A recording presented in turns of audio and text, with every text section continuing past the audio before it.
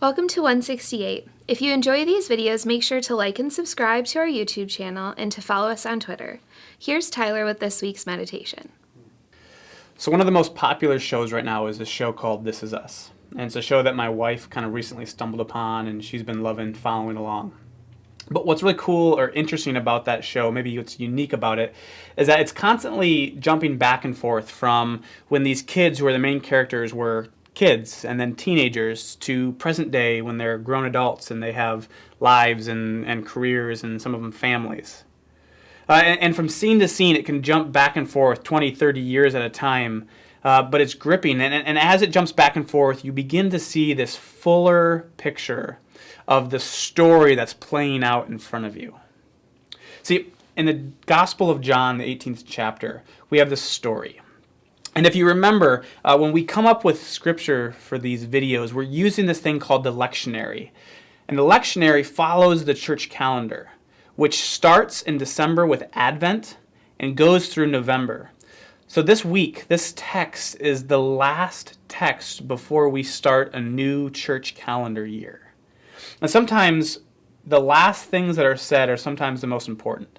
And so we hold on to those things in a different way because we wonder why was this chosen as the last thing that was said. But in this story, we have Jesus before Pilate. And Jesus is on trial, and ultimately Jesus will end up being crucified. But Pilate's having this conversation with Jesus and trying to understand, hey, people are saying you're like this king, and that can't be true because we already have a king. And so, who are you, and what is this kingship people are talking about, and what is this kingdom? And Jesus is very eloquent, and really he's slow to speak. He doesn't want to say too much. And Pilate keeps pushing him and asking him these questions, and then Jesus is coy with his responses.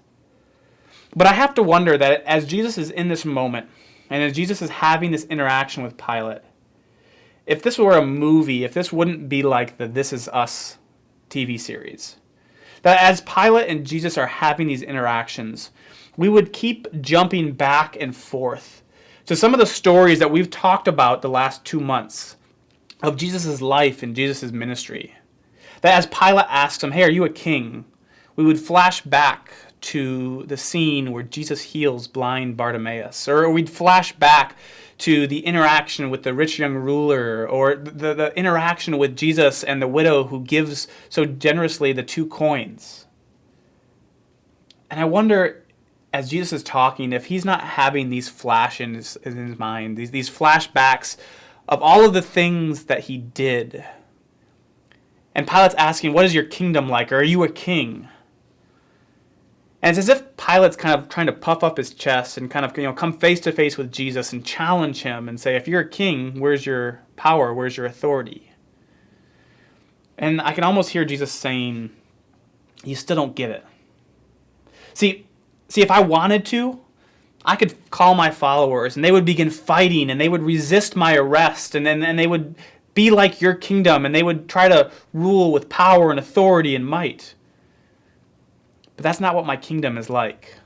Flashback to Jesus healing a blind man or feeding the 5,000. And we have these parallel kingdoms. And I think as Jesus is somewhat reflecting back in this passage, or it seems like we could be pulling back from all of these other things that have led us to this moment with God's kingdom, that we're invited to reflect back on our lives as well. That as we step forward and as we move towards Christmas and whatever's coming in front of us, that we're invited to pause and think back.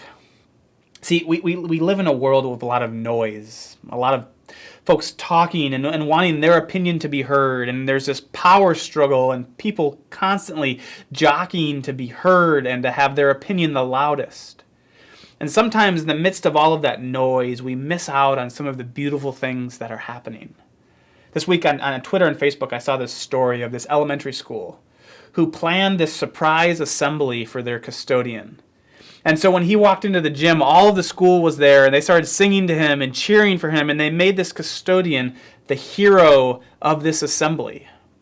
And it was this beautiful picture of elementary students showing us another way of kindness and gentleness and goodness.